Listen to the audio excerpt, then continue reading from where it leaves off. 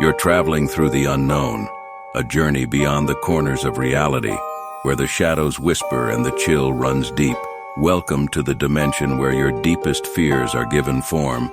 This is The Midnight Mystery. Welcome to The Midnight Mystery. This episode is called Mr. Whisper's Sinister Show.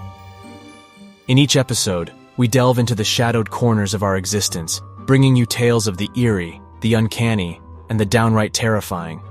From the realms of the supernatural to the depths of the human psyche, no stone is left unturned, no dark secret left hidden.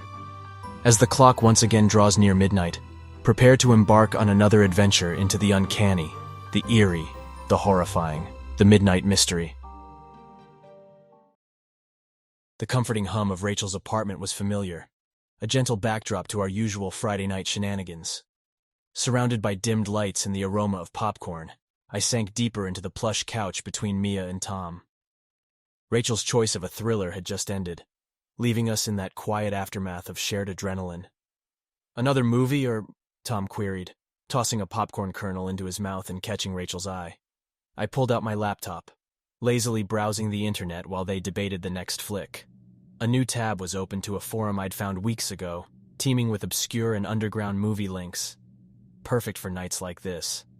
But what caught my eye this time was an anomaly. "Hey, check this out." I adjusted my screen so the rest could see. "Do you dare to watch? Only at 2:22 a.m., the post read, accompanied by a vague link. Rachel leaned in, her dark curls brushing my shoulder. "A children's show? Really, Leo?" Mia snickered. "Maybe it's a sequel to our thriller, Puppets of Doom." Tom, ever the skeptic, rolled his eyes. "Sounds like one of those lame urban legends. Let me guess, Bloody Mary makes a cameo?" "Come on, it's only 15 minutes to 2:22. What's the worst that can happen?" I nudged Tom, smirking. "Scared of a little puppet show?" Rachel sighed. "Well, it beats arguing over the next movie. Let's see what this terrifying puppet show has to offer." We made the necessary preparations.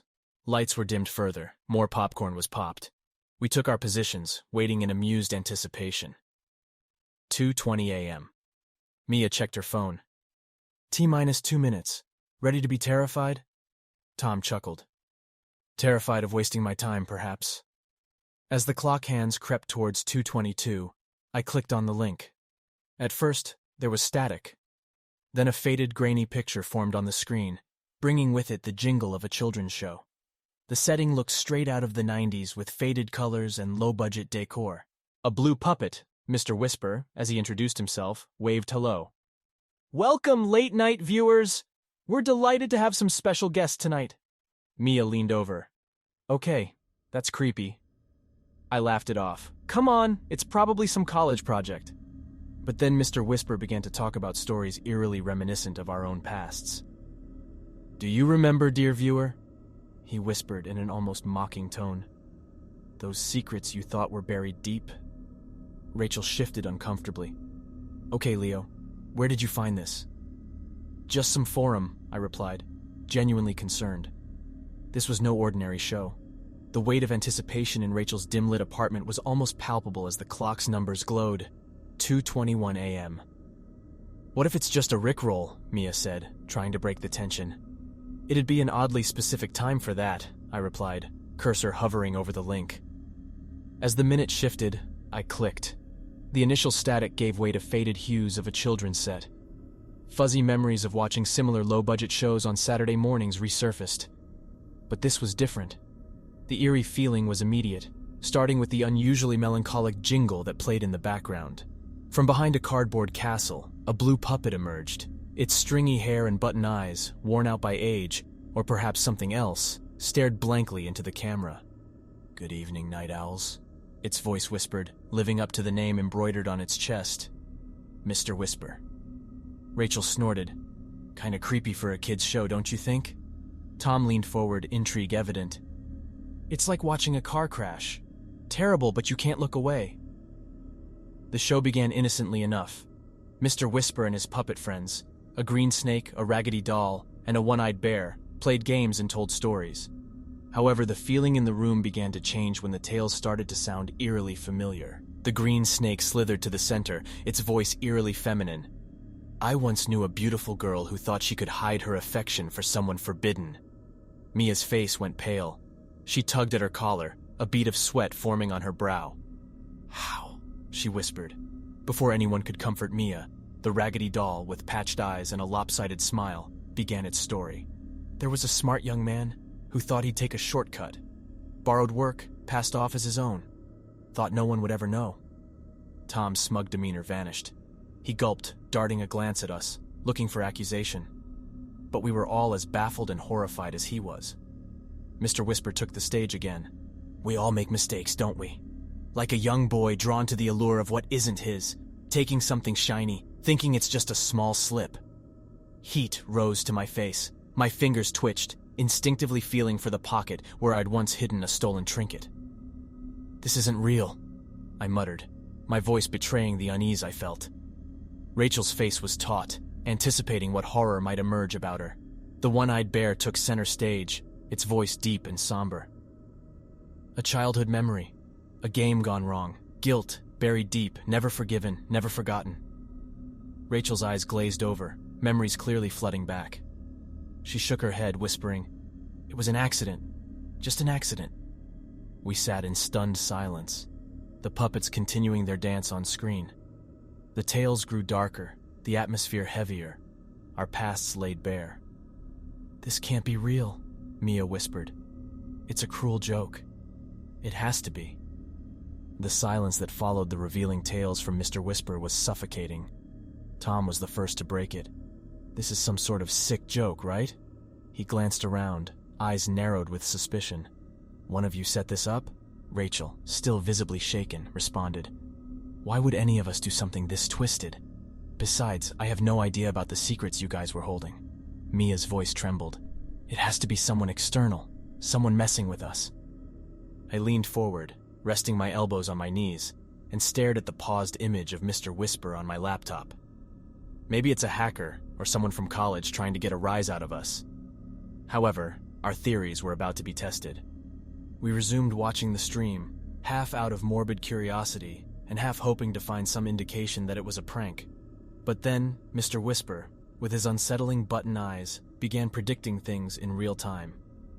"In a world so vast," he began, his whispery voice sliding into the room, "certain events are bound to pass. A knock, a ring, and whispers from the past." Just as his words settled, there was a distinct knock on Rachel's front door. We all jumped, exchanging glances of disbelief. "It could be a coincidence," Mia muttered, her eyes darting to her phone as it suddenly began to ring. She picked it up, her face draining of color as she saw the caller ID. "It's my dad," she whispered. We all knew she hadn't spoken to him in years. Tom's earlier skepticism was replaced by genuine concern. "This is getting out of hand. That puppet can't possibly predict these things." Mia answered her call, moving to the balcony for privacy. The rest of us couldn't help but keep our eyes on the screen. Mr. Whisper's revelations grew graver. "I see a road ahead," he intoned. "A car, a crash, heartbeats that don't last. Trust broken, love forsaken, friendships torn, and bonds shaken." Rachel's voice trembled. "He's hinting at something terrible happening to us. This isn't just about our past anymore." I felt a chill running down my spine. "We need to find out who's behind this, where this is coming from." Tom nodded. "Right. It's one thing to expose our pasts, but predicting our futures? We need to shut this down." From the balcony, Mia's voice grew louder, her distress apparent. She ended the call, returning with tears in her eyes. "That was weird. My dad said he felt a sudden urge to call, even though it's the middle of the night where he is." A collective sense of dread enveloped us. I began, my voice thick with urgency, "we need to trace this stream. If we can find the source, maybe we can figure out how they're doing this and put an end to it." The four of us, crammed around Rachel's computer, scoured online forums and blogs for any trace of the haunting puppet show. My hands were clammy, my throat dry. A feeling of helplessness gnawed at me with every click. "It says here," Rachel began, her face illuminated by the screen, "that there used to be a TV show in the late 80s with a puppet matching Mr. Whisper's description." She clicked on a grainy black and white photograph showing a puppeteer with the all-too-familiar blue puppet. Mia leaned in. "Is that him? The puppeteer?" Tom shuddered. creepier in person than as a puppet. I peered at the photo, trying to glean any information. Does it mention his name? Rachel continued reading. Reginald Morris. He was obsessed with his show, wanted it to be the greatest children's program ever. But it mentions here that he started to get weird, mixing with some unsavory characters and dabbling in the occult. A chill ran down my spine. The occult? You mean like dark magic? Rachel nodded. Rumors say he wanted to make a pact, something to ensure his show would never be forgotten. Mia rubbed her arms, as if warding off a sudden cold. Looks like he got his wish, Tom scoffed. This is ridiculous. Pacts? Dark arts? We're talking about a kid's show puppeteer. Rachel continued scrolling. It says here the TV station where he broadcasted the show caught fire. The entire crew was trapped inside. No one survived. And the cause of the fire? Unexplained. The weight of that revelation silenced us. The echoes of their screams seemed to haunt the very air we breathed. I rubbed my temples, trying to make sense of it all. So, you're saying this Reginald guy made a pact, the station burns down, everyone dies, and now we're being haunted by his puppet through some cursed stream? Rachel looked up, fear evident in her eyes. That's what the stories suggest. Tom looked skeptical. It's just a legend. How do we even know this is the same puppet? Mia pointed to another tab open on Rachel's browser. That's the old TV station. Look. The image displayed a charred, dilapidated building. Windows boarded up, graffiti scrawled on its blackened walls, and nature slowly reclaiming the premises. The sign, though faded, read WKBW TV. I swallowed hard. I think we need to go there. Tom raised an eyebrow. You can't be serious. Break into an old, probably unsafe building based on some online rumors? I shot back. Do you have a better idea? Every minute we wait, that puppet makes another prediction. We need answers, and they might be in that station. Rachel hesitated. Leo's right. If there's even a small chance to put an end to this nightmare, we have to take it. Mia looked between us, uncertainty clear on her face. Okay, but we go prepared. Daylight, and we tell someone where we're going. We all nodded in agreement. With a plan forming, we tried to rest, though sleep was elusive. Every creak of the house, every rustle outside felt like a precursor to another of Mr. Whisper's predictions. The derelict building loomed before us, its shattered windows and ash-covered exterior giving it the appearance of a haunted relic. The morning sun did little to pierce the thick gloom that seemed to envelop the TV station. Mia clutched her flashlight tighter, casting a weak beam against the station's blackened walls. You sure about this? Rachel, armed with her camera, nodded. We need to know. I took a deep breath, my hand hesitating over the entrance. The weight of the unknown pressed heavily against my chest. Let's be quick, I murmured, pushing the door open. Inside, the passage of time was evident. Ash and soot blanketed everything, creating a ghostly veil over remnants of the past. Tattered posters announcing the show hung limply on the walls. We tread carefully, our footsteps muffled on the charred floor. Tom pointed to a door slightly ajar. The faded sign read, Control Room. There, he whispered. We entered cautiously. To our surprise, amidst the ancient equipment and thick layer of dust, there were clear signs of recent activity. Chairs were overturned, and fresh footprints marked the sooty ground. This doesn't make sense, Rachel murmured, snapping a few photos. Who would be here after all these years? A low creaking sound drew our attention down a dim corridor leading to the main studio. I motioned for everyone to follow. The darkness grew denser as we neared the heart of the station, our flashlight beams barely cutting through the murk. There, in the studio's shadowy expanse, we found it. The puppet stage. It was eerily familiar. Mr. Whisper, devoid of life yet undeniably eerie, sat center stage, his button eyes reflecting our torchlight in a sinister glint. Tom shivered. There it is. The damn thing that started all this. Before we could approach, an unnervingly distorted version of the children's show theme began playing. The slow, haunting melody made the hair on the back of my neck stand on end. We whipped around to pinpoint the source. The sight that met our eyes was the stuff of nightmares. At the opposite end of the room was a grotesque puppeteer, half-burned and horrifically disfigured. His hollow eyes seemed to bore into our souls.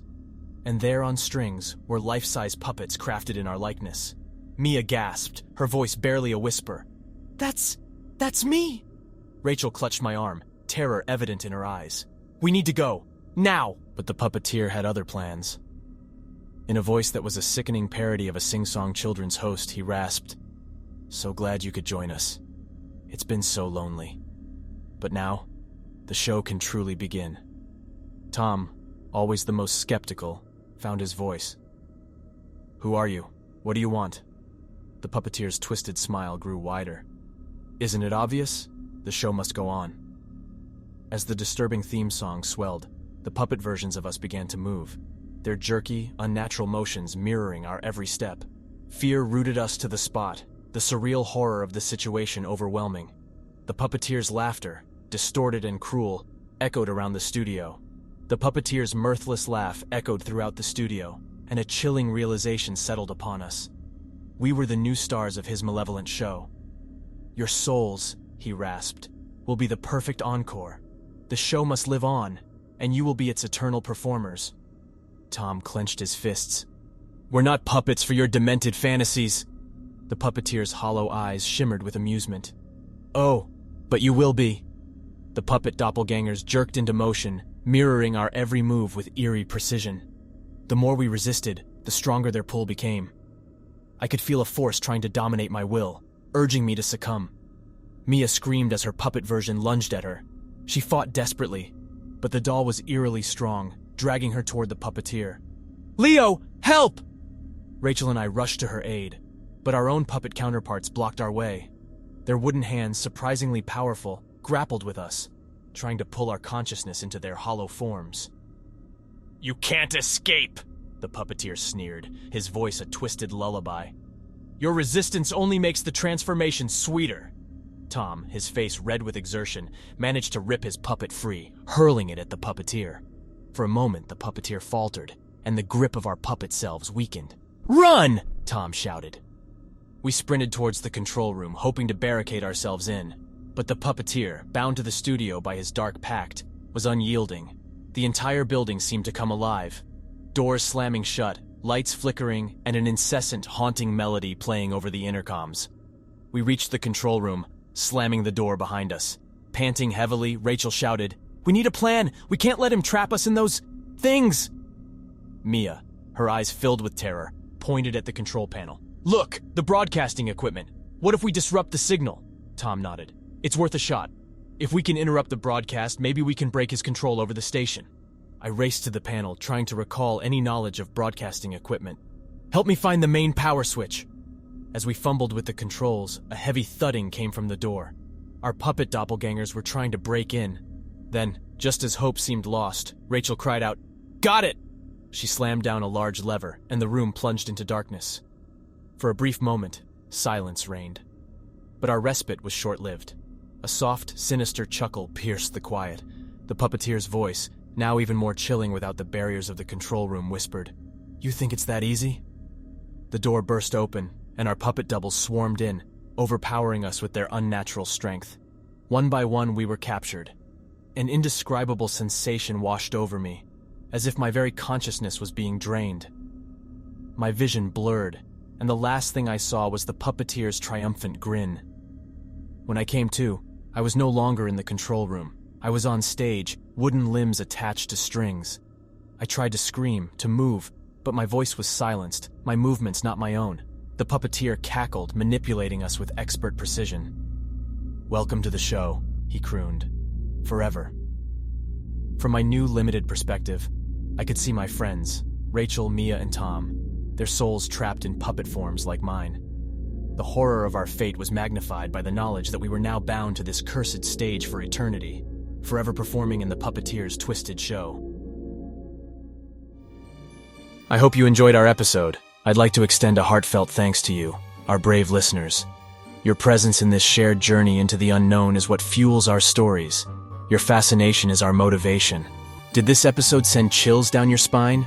Then leave your comments, your thoughts and theories, your own midnight mysteries. Your feedback is the beacon that guides us through the uncharted territories of our stories. And if you haven't already, remember to subscribe to our channel. By joining the Midnight Mystery family, you won't miss out on a single chilling tale. As a subscriber, You'll be the first to know when a new episode lurks around the corner, ready to pull you back into the shadowy depths of the unknown. This is the Midnight Mystery signing off, leaving you with a simple reminder. When the clock strikes 12, fear the silence, for that's when our tales come to life. Good night, Midnight listeners, and remember, not all who wander into the dark are lost.